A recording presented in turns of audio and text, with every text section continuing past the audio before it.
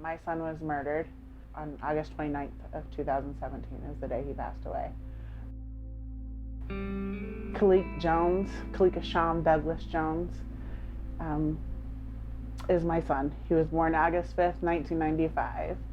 He had an amazing smile. He had 3 beautiful children, and he was so loyal and family orientated. He was loved by so many people, and it is a loss that has broken our entire family. My baby was amazing.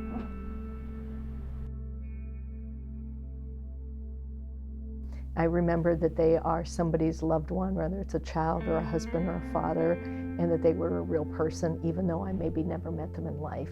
And that's something that I learned many years ago from a survivor, staff person, and support person, and it's always stayed with me. I think survivors allows the family members to trust us, to trust the police department. When it comes to my family, I would just say the support, you guys being willing to come anywhere that we were. I will never forget, like, you and I, our times we spent every day in court, morning coffee, lunch, just being supportive and being there when I was probably like most vulnerable in my life.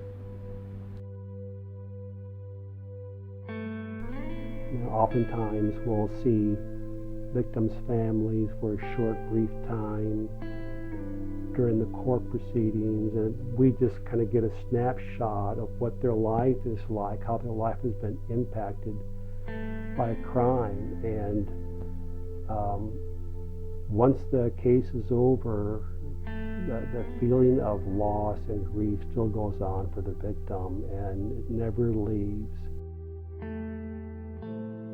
There's not really another person who can do the work that the Survivors Program does in terms of keeping up that contact before, during, and after trial, making sure that they have the resources that they need.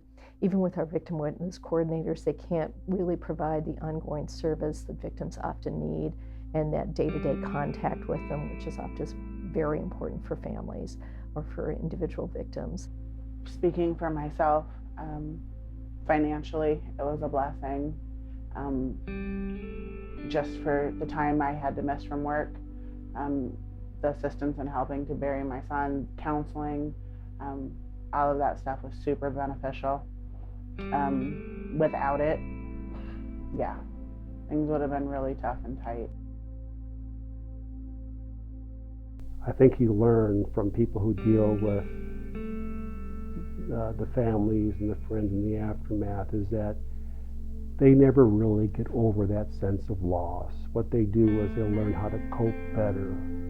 And it's the professionals from homicide survivors that help them learn how to cope with their loss. And I've learned that it's a lifelong process, and it doesn't end when the case is over.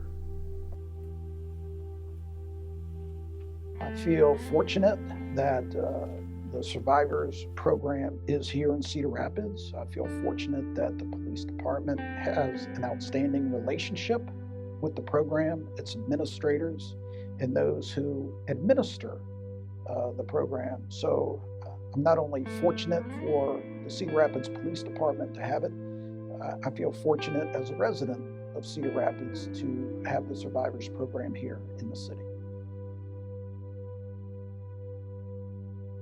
Use one word to describe the impact of the Survivors Program, what would it